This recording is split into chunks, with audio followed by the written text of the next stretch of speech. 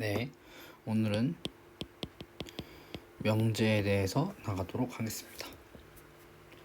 자, 명제란요, 참 또는 거짓을 명백하게 나눌 수 있는 겁니다. 네, 명제는요, 참 거짓을 명백하게 나눌 수 있는 거예요. 예를 들면 6 더하기 1이 5다. 얘는 거짓이죠. 이렇게 거짓을 객관적으로 판별할 수 있는 겁니다. 예를 들어 장미꽃이 예쁘다.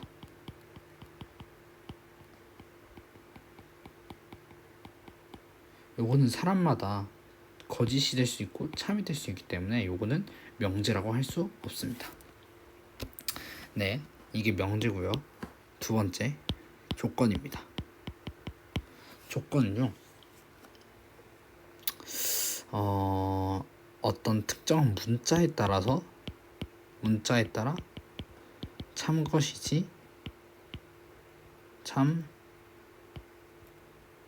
거짓이 결정되는 겁니다. 예를 들어 x 플러스 1이 5보다 작다. 이러면 x에 따라서 참이 되기도 하고 거짓이 되기도 하겠죠. 이걸 바로 조건이라고 하는 겁니다. 네, 세 번째, 진리집합.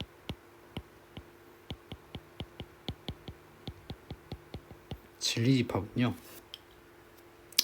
간단히 생각해 보면 이제 전체 집합 중에 위에 있는 명제를 성립시켜주는 것들의 모임입니다. 그러니까 예를 들어 x 플러스 뭐라 그래야 되죠? 그러니까 이 조건이 참이 되게 하는 겁니다. x 플러스 1이 조건이 참이 되는 거예요. 그러니까 요거의 진리집합 같은 경우는 얘를 x는 4보다 작다 라고 나타내는 것이 진리집합입니다. 요거는 실수 전체 집합입니다. 요 조건은요, 실수 상황에 따라서 달라질 수 있겠지만 일단 기본적으로는 실수 전체라고 가정을 하고 이렇게 나타낼 수 있습니다. 그리고요, 명제는요, 소문자 P 다음에 P, Q, R S 순으로 이렇게 천천히 사용하게 되고요. P는 P에 대한 이게 지금 명제잖아요. 요거에 대한 진리집합은 대문자 P, Q라면 대문자 Q가 되겠고요. R이라면 대문자 R, S라면 대문자 S가 되겠죠. 그리고 이 명제 P의 부정은요, 물결 표시하고 P라고 적는데요. 이건 부정한다라는 뜻으로 예를 들어 장미꽃이 예쁘다 라는 이제 예를 들어, 사실은 얘는 명제가 아니기 때문에 쓸 수 없지만 지금 예시가 따로 떠오르지 않기 때문에 장미꽃이 예쁘다.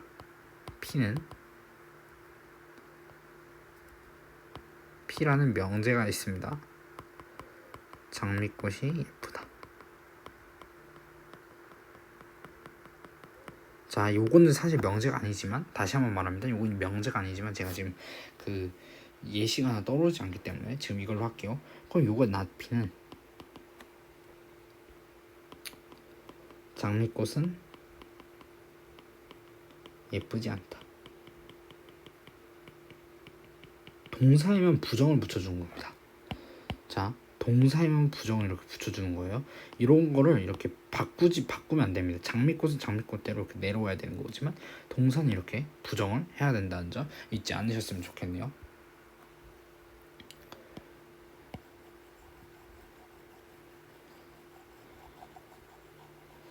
자, 두 번째, 가정과 결론입니다.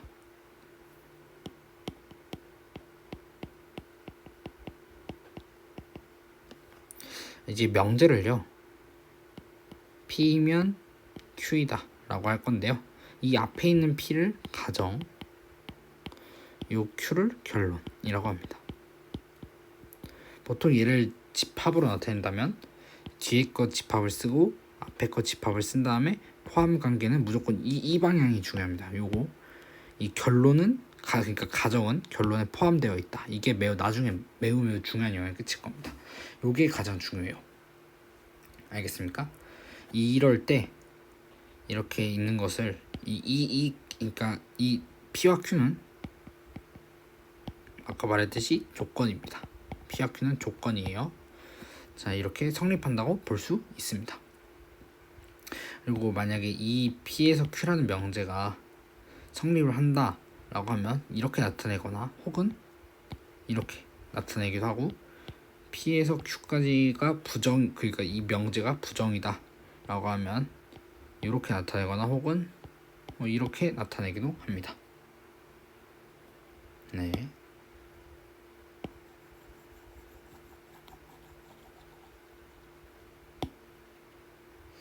다음 이제 모든 어떤에 대한 차이를 보여드릴 텐데요. 이 둘은요, 매우 지금 중요한 설명드릴 거예요. 이 두 개는 서로 반대 개념입니다. 그러니까 부정이라는 뜻이에요. 모든을 부정하면 어떤이고요, 어떤을 부정하면 모든이 됩니다. 자, 모든은요 하나도 빠짐없이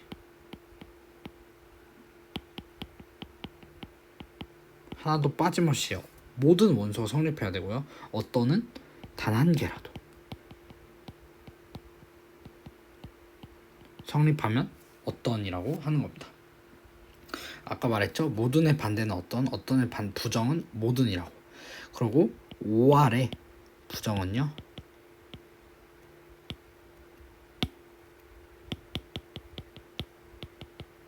AND입니다. 그리고와 또는의 차이를 매우 중요하게 여겨요. 여기서는 AND의 부정은 OR, OR의 부정은 AND.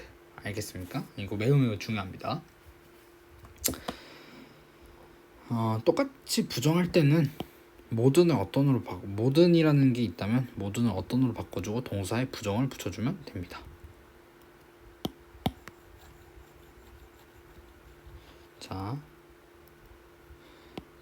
자, 이제 역과 대우에 대해서 설명해 드릴 건데요. P면 Q이다. 여기서 역은요, Q는 P이다. 가정과 결론은 그냥 간단히 생각하면, 이게 아까 가정이라 해두고 얘가 결론이라고 그랬죠. 여기 역은요 이렇게 반대로 바꿔주는 겁니다. 역은요 이 원래 명제에 참과 거짓에 영향이 없습니다. 그러니까 무슨 소리냐, 요게 원래, 그러니까 요것이 참이더라도 요게 무조건 참일 가능성도 없고요, 요게 참이라고 해서 요게 거짓이라고도 할 가능성이 없기 때문에 이 둘은 서로 관계가 없지만, 대우 같은 경우는요 부정을 해서 자리를 바꿔주는 거거든요. 부정을 해서 자리를 바꿔주는 겁니다. 부정을 하니까 요거는요 매우 중요합니다. 여기서 얘가 참이면요 대우도 참이고요, 얘가 거짓이면 대우도 거짓입니다. 그럼 아까 말했죠, 얘는요 역은 오히려 그 원래 명제하고 관련이 없습니다. 매우 중요해요. 관련이 없어요. 이거 매우 중요합니다. 역과 대우 계속 나올 거예요. 이게 매우 중요하기 때문에 지금 잘 알아두는 것이 가장 좋습니다.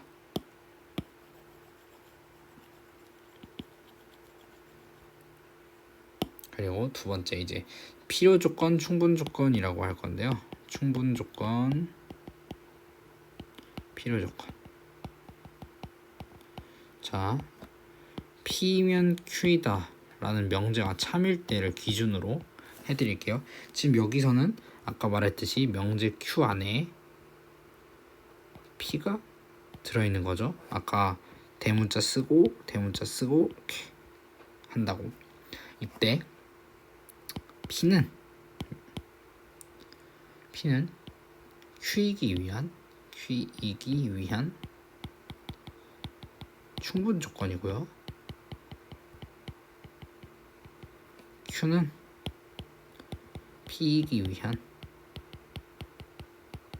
필요 조건입니다.